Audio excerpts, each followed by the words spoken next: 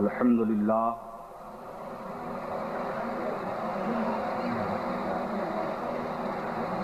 الحمد للہ القادر القوی ذی الجلال والإکرام الذي شرف الانبیاء بتشریف الخلافت علی سائر الانام والصلاة والسلام على سيدنا ومولانا محمد رسول الله عليه الصلاة والسلام وعلى آله الكرام وأصحابه العظام من يومنا إلى يوم القيامة أما بعد فأعوذ بالله من الشيطان الرجيم بسم اللہ الرحمن الرحیم یاسین والقرآن الحکیم انک لمن المرسلین صدق اللہ العلی العظیم وصدق رسولہ النبی الامین الکریم ونحن على ذلك لمن الشاہدین والشاکرین والحمد للہ رب العالمین بارک اللہ لنا ولکم فی القرآن العظیم ونفعنا وإیاکم بالآیات والذکر الحکیم انہ تعالی جواد کریم ملک برؤوف الرحیم۔ بارگاہ رسالت میں درود پاک کا ہدیہ پیش کریں۔ اللہم صلی علی سیدنا و مولانا محمد وعلی آل سیدنا و مولانا محمد وبارک وسلم۔ ایک بار اور بارگاہ رسالت میں درود شریف کا ہدیہ پیش کریں۔ اللہم صلی علی سیدنا مولانا محمد وعلی آل سیدنا و مولانا محمد وبارک وسلم۔ رسول والے رسول پر ایک مرتبہ اور درود پاک کا ہدیہ پیش کریں۔ اللہم صلی علی سیدنا و مولانا محمد وعلی آل سیدنا و مولانا محمد وبارک وسلم۔ صلی اللہ علی النبی الامی وآلہ صلی اللہ علیہ وسلم۔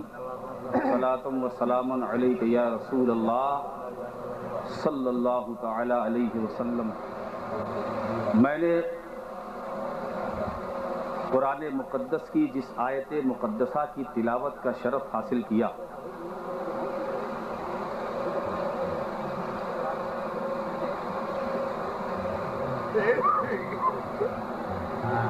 یاسین،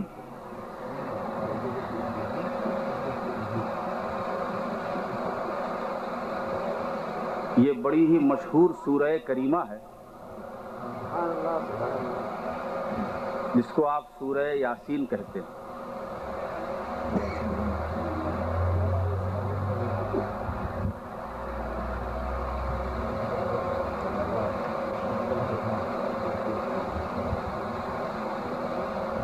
اور اتفاق یہ ہے کہ یہ برکت ہے اسی کی کہ آج ہم جس گنج میں بول رہے ہیں وہ بھی یاسین گنج۔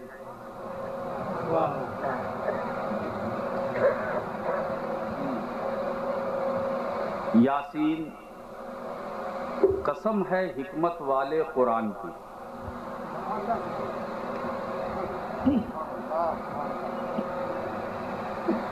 قسم ہے حکمت والے قرآن کی، بے شک آپ رسولوں میں سے ایک۔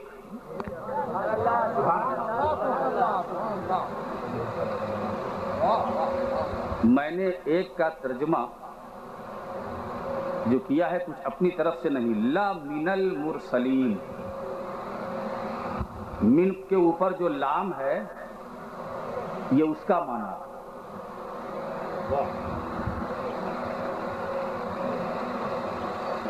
بے شک آپ رسولوں میں سے، رسول تو بہت مگر ان میں سے ایک۔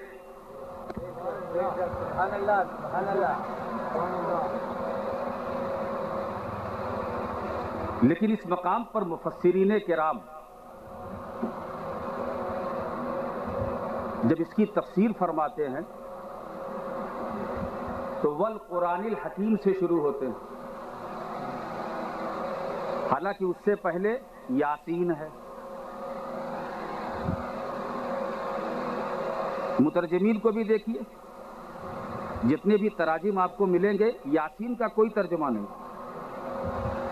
ترجمہ شروع کیا کہاں سے؟ والقرآن الحکیم. بات کیا ہے؟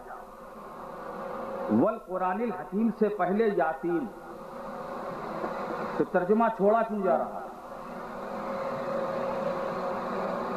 والقرآن الحکیم میں رب تبارک و تعالیٰ قرآن حکیم کی عظمت بیان فرما رہا ہے، اور وہ بھی قسم یاد فرما رہا ہے. قسم ہے قرآن حکیم کی، حکمت والے قرآن کی، یہ رب تبارک و تعالیٰ ارشاد فرما رہا ہے.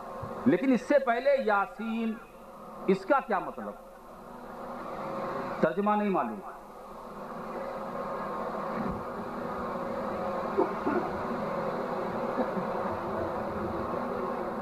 یہ ہے حروف مقطعات میں سے. جیسے قرآن کریم میں اور بھی مقطعات تھی، الف لام میم، کاف ہا یا عین صاد، ہا میم عین سین قاف. ترجمہ کیا نہیں معلوم. اور بعض مفسرین نے کوشش کی ہے، جیسے میں سیرہ کبیر دیکھ رہا تھا تو حضرت امام راضی نے الف لام میم کا ترجمہ کیا. الف لام میم، الف اللہ، لام لطیف، میم مجید، اللہ لطیف مجید. مگر الف لام میم کا کیا یہی ترجمہ ہے؟ اس کی کوئی گارنٹی نہیں. اسی لیے جمہور مفسرین کرام نے جو طریقہ اختیار فرمایا وہ کیا؟ اللہ و رسولہ عالم بے مرادہ بذالک. اللہ جانے یا اس کا رسول. الف سے کیا مراد، لام سے کیا مراد، میم سے کیا مراد، کاف ہا یا عین صاد ہا میم عین سین قاف، مراد کیا ہے خدا جانے یا رسول. یہ مقطعات کا مطلب یا اللہ جانے، یعنی یا نازل کرنے والا جانے یا وہ جانے جس پر نازل ہوا، یا جس پر نازل ہوا. نازل ہوا اور میں نے دیکھا یہ حروف مقطعات. حضرت علامہ اسماعیل حقی روح البیان میں اس کی وضاحت فرماتے ہیں، جب سیدنا جبریل امین علیہ السلام کاف ہا یا عین صاد یہ لے کر نازل ہوئے، اترے، اور حضرت جبریل نے فرمایا کاف، سرکار نے فرمایا علم، تو میں نے جان لیا. اللہ. حضرت جبریل نے کہا ہاں، حضور نے فرمایا علم، تو جان لیا. یا جبریل نے کہا، سرکار نے کہا علم، تو میں نے جان لیا. حضرت جبریل نے کہا عین، سرکار نے فرمایا علم، تو میں نے جان لیا. صاد، حضرت جبریل نے کہا، حضور نے فرمایا علم، تو میں نے جان لیا. حیرت یہ ہے لانے والا نہیں جان رہا ہے. لانے والا جبریل نہ کاف کا مطلب سمجھ رہے ہیں، نہ ہا کا مطلب سمجھ رہے ہیں، نہ یا کا مطلب سمجھ رہے ہیں، نہ عین کا مطلب سمجھ رہے ہیں، نہ صاد کا مطلب سمجھ رہے. اور سید المرسلین سمجھ رہے علم تو جان لیا، علم تو جان لیا، لانے والا نہیں سمجھ رہا. دوستو یہ تو تفسیر کے اندر ہے، مگر جب میں نے اس کے اندر گہرائی سے جھانک کر دیکھا تو مجھے دوسری بات نظر آئی. کاف ہا یا عین صاد کا مطلب حضرت جبریل امین کے لیے نہ سمجھنا ضروری تھا، نہ سمجھنا ضروری تھا. ہا یا عین صاد کا مطلب حضرت جبریل کے لیے نہ سمجھنا ضروری تھا، نہ سمجھنا ضروری تھا. اور سید المرسلین کے لیے کاف ہا یا عین صاد کا مطلب سمجھنا ضروری تھا، سمجھنا ضروری تھا.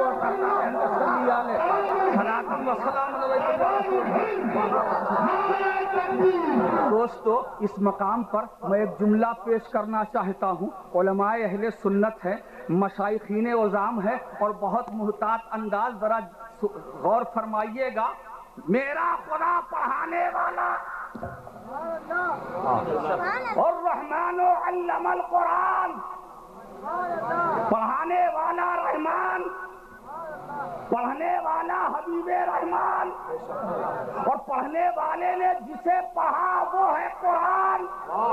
تو پڑھانے والا ایک، پڑھنے والا ایک، نہ پڑھانے والے کا کوئی شریک. توجہ چاہے تو یہ میں کچھ صوفیاء کرام کے ملفوظات سے میں کچھ نکات لے رہا ہوں. پڑھانے والے کا کوئی شریک نہیں، پڑھانے والے کا کوئی شریک نہیں، اور پڑھنے والے مصطفیٰ نبی کا بھی کوئی شریک نہیں، کوئی شریک نہیں. تو اب بات سمجھ میں آ گئی کہ میرا خدا پڑھانے میں، میرا خدا قرآن پڑھانے میں وحدہ لا شریک ہے، اور مصطفیٰ قرآن پڑھنے میں وحدہ لا شریک ہے.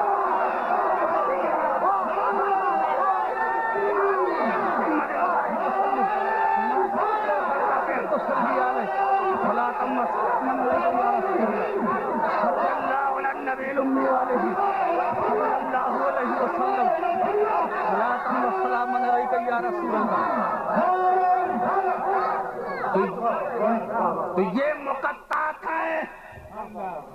ترجمہ کرنے والوں نے، اس کی تفسیر کرنے والوں نے کوشش کی، مگر کیا خدا کی یہی مراد؟ اس کی کوئی گارنٹی نہیں. اسی لیے جمہور مفسرین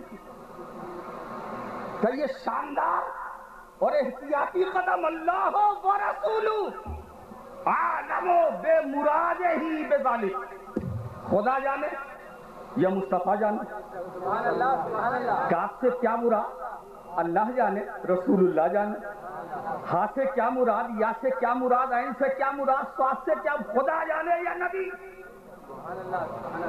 تو دوستو بات مقطعات کی چل رہی ہے. اب بات آگے بڑھی ہے. تاہا، سورہ تاہا ہے نا، تاہا، تاہا، یہ بھی حروف مقطعات. کیا ترجمہ نہیں معلوم.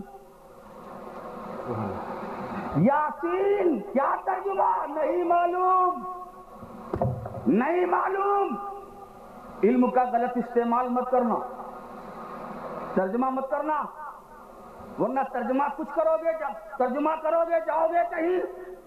یاسین کیا مطلب نہیں معلوم.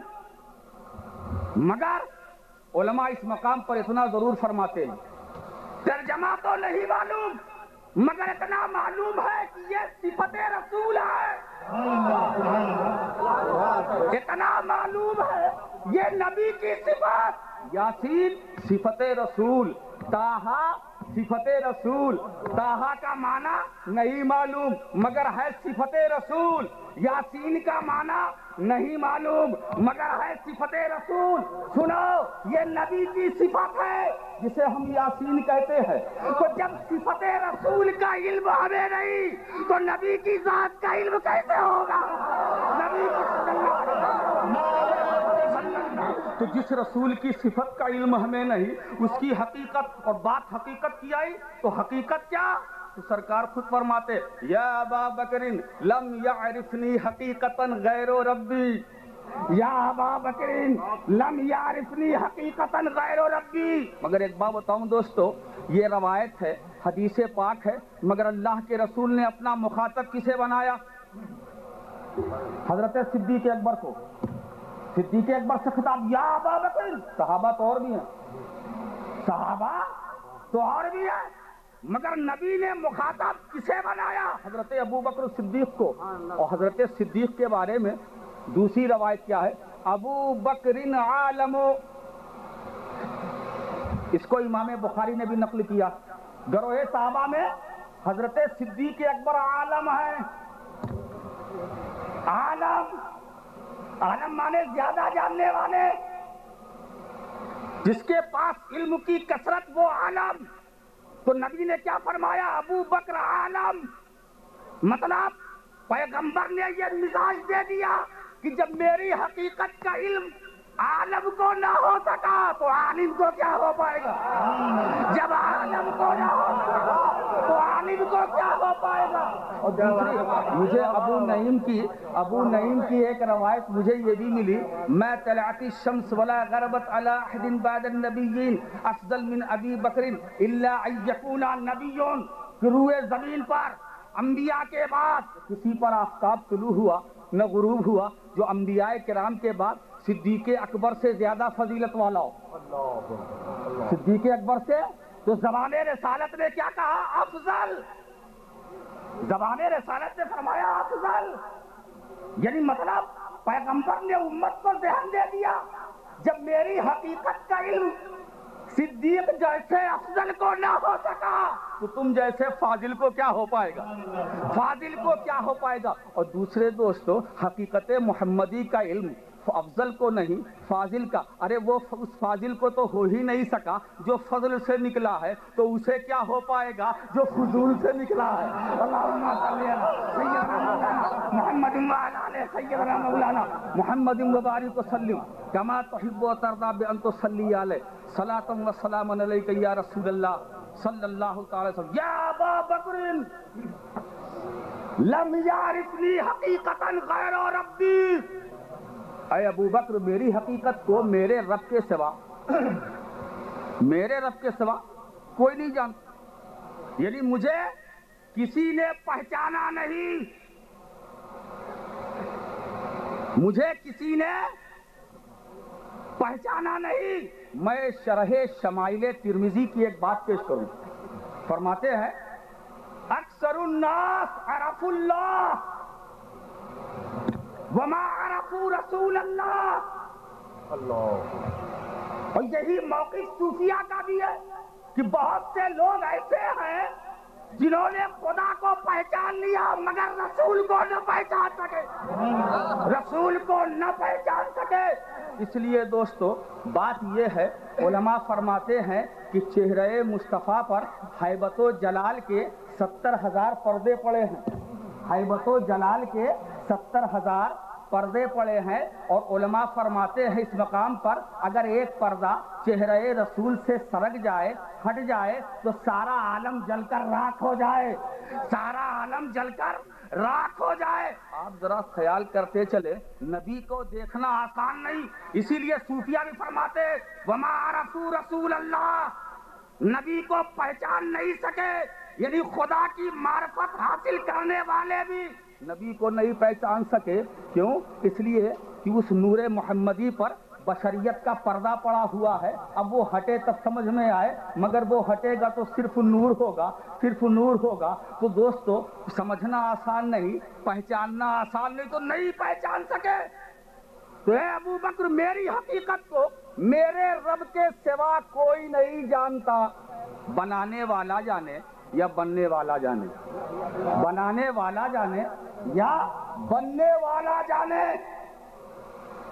اور ایک بات بتاؤں، حسن رسول کو یہاں پر بہت سارے علماء کرام کی زبانی آپ نے سنا ہوگا کہ جب مصر میں عورتوں کی انگلیاں کٹ گئیں، لیمو تراش رہی تھی، ایسا تراشا لیمو بھی کٹا، انگلیاں بھی کٹ گئی، مگر احساس نہیں ہوا تب جب حسن یوسف بے نقاب ہوا، اور پھر آگے بولتے جب حسن مصطفیٰ بے نقاب ہوا تو گردنیں کٹ گئی، جس کو خود اعلیٰ حضرت فاضل بریلوی نے اپنے ایک شعر میں بیان کیا۔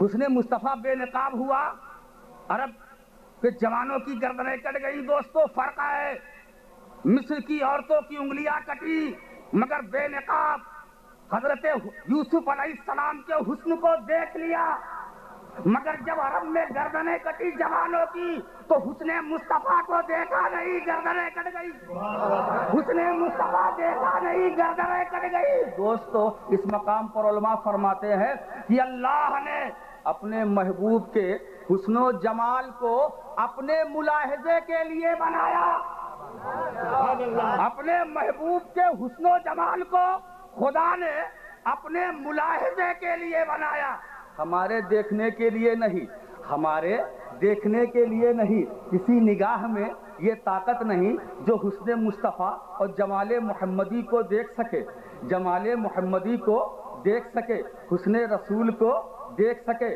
جمال مصطفیٰ کو دیکھ سکے، کمال مصطفیٰ کو دیکھ سکے۔ دوستو بات جمال و کمال محمدی کی آ گئی، میں ایک واقعہ بس صرف اشارہ کرتا چلوں۔ حضرت آدم علیہ السلام پر جنت میں اللہ نے پابندی لگائی تھی اور یہ کہا تھا اے آدم جنت میں اس درخت کے قریب نہ جانا۔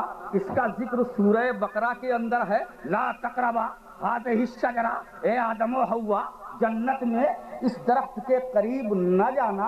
حضرت آدم چلے گئے، پھل کھا لیا۔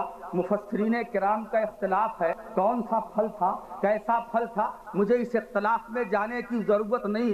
حضرت آدم گئے، پھل کھا لیا، بظاہر خطا ہوئی، خدا نے جنت سے باہر نکالا، جنت سے باہر نکالا۔ اور سنو، جنت سے باہر جب حضرت آدم ہوئے تو انہیں معلوم ہوا کہ میری ہی نسل میں ذات محمدی کا ظہور ہوگا۔ جب اس کا علم حضرت آدم کو ہوا تو معلوم کیا فرماتے؟ علامہ اسماعیل حقی نے یہ نقل کیا کہ حضرت آدم یوں گویا کہ اگر مجھے جنت ہی میں پتہ چل جاتا کہ میری ہی نسل سے ذات مصطفیٰ کا ظہور ہونے والا ہے تو رقص کی بات ہی کیا، پھل کی بات ہی کیا۔ انہو یاکلو عرق الشجرہ، ارے وہ درخت کی جڑ ہی کھا جاتے تاکہ خدا جنت سے باہر نکالتا اور میں جمال مصطفیٰ کا دیدار کرتا۔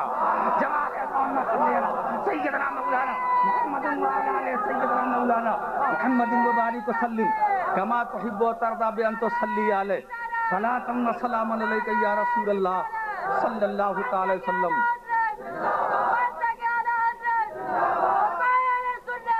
تو مجھے میرے رب کے سوا کسی نے نہیں پہچانا۔ لم یعرفنی حقیقتاً غیر ربی، مجھے میرے رب کے سوا کسی نے نہیں پہچانا۔ تو حقیقت محمدی ہے کیا؟ بنانے والا جانے یا بننے والا جانے، بنانے والا جانے یا بننے والا جانے۔ ویسے اگر آپ صوفیاء کرام کی بارگاہ میں حاضری دیں تو وہاں تو ایسی باتیں ملیں گی جو سمجھ میں نہیں آئے گی۔ پڑھ تو لیں گے مگر کیا مطلب ہے نہیں سمجھ میں آئے گا۔ وہ فرماتے ہیں یہ حقیقت محمدی ہے کیا؟ حقیقت محمدی تو انہوں نے مثال دی، اور وہ بھی جو دارالعلوم کے طلباء ہیں وہ آسانی سے سمجھ لیں گے، جو میزان منشیب وغیرہ پڑھتے ہیں۔ دیکھیے ایک ہے مصدر، یہ ذات ہے۔ مصدر سے جو پہلا برآمد ہوا صوفیاء کرام فرماتے ہیں وہ ہے ماضی، جس کو ماضی مطلق کہتے ہیں۔ جیسے نصر کے معنی مدد کرنا، تو نصر ذات اس سے نکلا نصرہ، اس نے مدد کیا۔ تو اس مصدر جو ہے نصر کا جو پہلا صیغہ وجود میں آیا وہ ہے ماضی۔ تو مصدر جو ذات ہے اس کا پہلا تعین ماضی مطلق، پھر اس کے بعد دوسرا تعین، تیسرا تعین، چوتھا، سارے، مگر پہلا ماضی۔ مصدر کی بدولت جو پہلا صیغہ وجود میں آیا وہ ماضی۔ تو صوفیاء کرام فرماتے ہیں ایسے ہی بلا تمثیل، مثال تو دے دیا، اس ذات مطلقہ کا پہلا تعین حقیقت محمدی، اس ذات مطلقہ کے پہلے تعین کا نام حقیقت محمدی۔ اول ما خلق اللہ نوری وکل الخلائق من نوری وانا من نور اللہ۔ تو پہلا تعین نور محمد، اور سرکار خود فرماتے ہیں سب سے پہلے خدا نے میرے نور کو پیدا کیا اور میرے نور سے ساری کائنات کی تخلیق فرمائی، میں اللہ کے نور سے، تو سب سے پہلے خدا نے میرے نور کو، سب سے پہلے میرے نور کو، اب ذرا دیکھیے مفسرین کرام، علماء کرام اس کی منظر کشی کیسے کرتے، بس میں اشارہ کرتا چلوں۔ خدا نے فرمایا محمد الرسول اللہ، نور محمدی پیدا ہوا، نور محمدی پیدا ہوا، پیدا ہوتے ہی نور محمدی نے کہا لا الہ الا اللہ، جلوہ وحدت میں فنا ہو گیا، سلسلہ چل رہا۔ اللہ نے کہا محمد الرسول اللہ، نور محمدی پیدا ہوا، نور محمدی پیدا ہوتی اس نے عرض کیا لا الہ الا اللہ، خدا کی جب تک مشیت یہ سلسلہ چلتا رہا، یہ سلسلہ چلتا رہا۔ دوستو ایک بات میں بتاؤں، یہ ہم آپ جو کلمہ پڑھتے ہیں لا الہ الا اللہ محمد الرسول اللہ، یہاں ٹھہر کر ایک نقطہ آپ کے سامنے رکھتا چلوں، کلمے کی ترتیب میں لا الہ الا اللہ پہلے، محمد الرسول اللہ بعد میں، ہے نا؟ ترتیب میں کیا ہے؟ لا الہ الا اللہ پہلے، محمد الرسول اللہ بعد میں، مگر ایمان میں کیا بات ہے؟ ترتیب میں لا الہ الا اللہ پہلے، مگر ایمان میں محمد الرسول اللہ پہلے، لا الہ الا اللہ، لا الہ الا اللہ بعد میں۔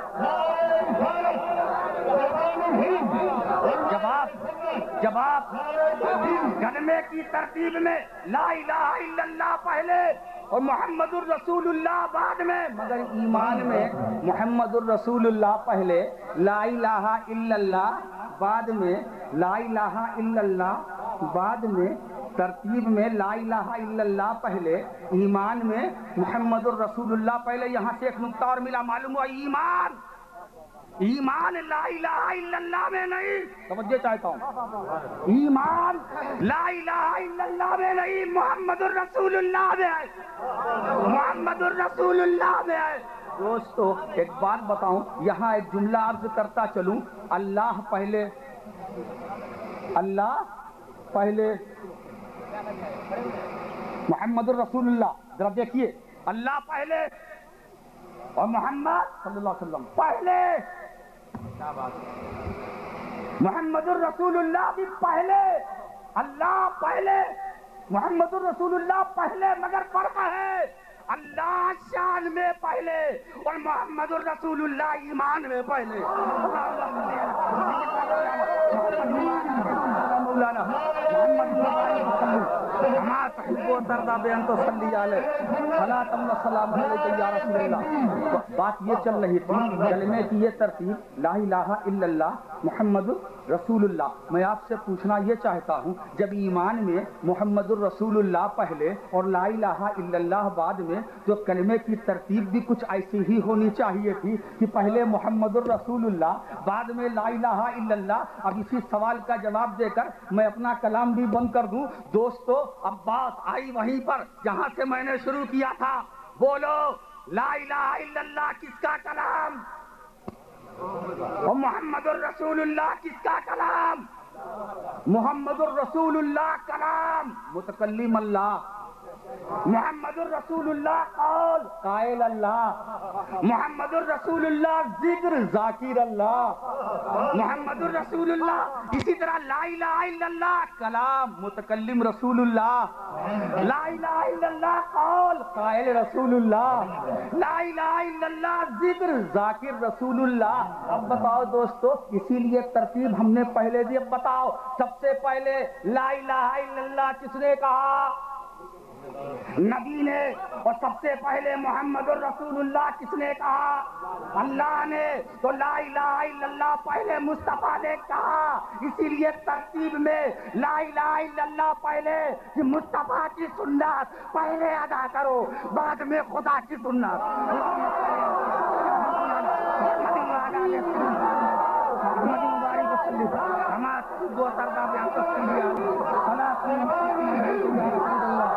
صلی اللہ اللہ تعالی وسلم۔ دوستو اب بات سمجھ میں آئی، اب بات سمجھ میں آئی۔ آگے بڑھنا چاہتے ہو نبی کی سنت پہلے ادا کرو، آگے ترقی کرنا چاہتے ہو سنت مصطفیٰ پہلے ادا کرو۔ اس لیے کہ جو رسول کی سنت پر عمل نہ کر سکا دوستو آگے نہیں بڑھ سکتا، ترقی نہیں کر سکتا، کامیاب نہیں ہو سکتا، کامران نہیں ہو سکتا، بامراد نہیں ہو سکتا۔